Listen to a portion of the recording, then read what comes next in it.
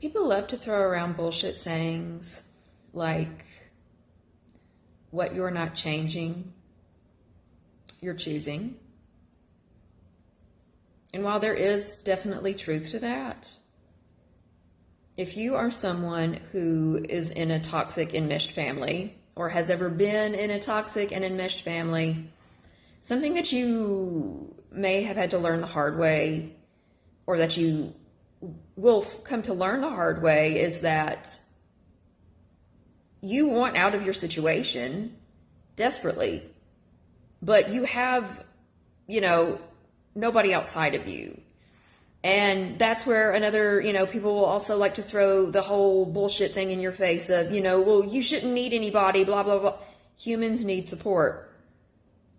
So a lot of times, or often, there are plenty of people enmeshed in toxic situations. However, they have no safety net.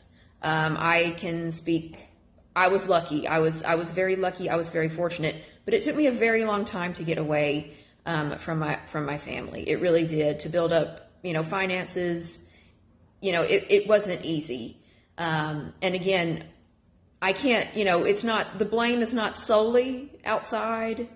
I am responsible for that, but it's not easy.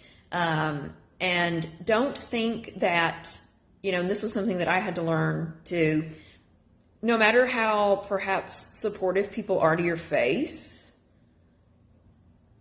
they're going to put that sickness, for lack of a better word, on you too. You may be nothing like that. Doesn't mean that you're like your parents, but people, your parents or whomever it is that's toxic. Even if you're completely innocent, even if, people are still, they, better you than me. They don't want to get their hands dirty. So if you're somebody, again, that's in an enmeshed family and you wonder why you stayed so long, or people ask you, if you knew it was wrong, why didn't you leave? Chances are you didn't have a support network. So don't let that advice get you down. It doesn't make you weak. Your story is your story, but people will distance themselves from you.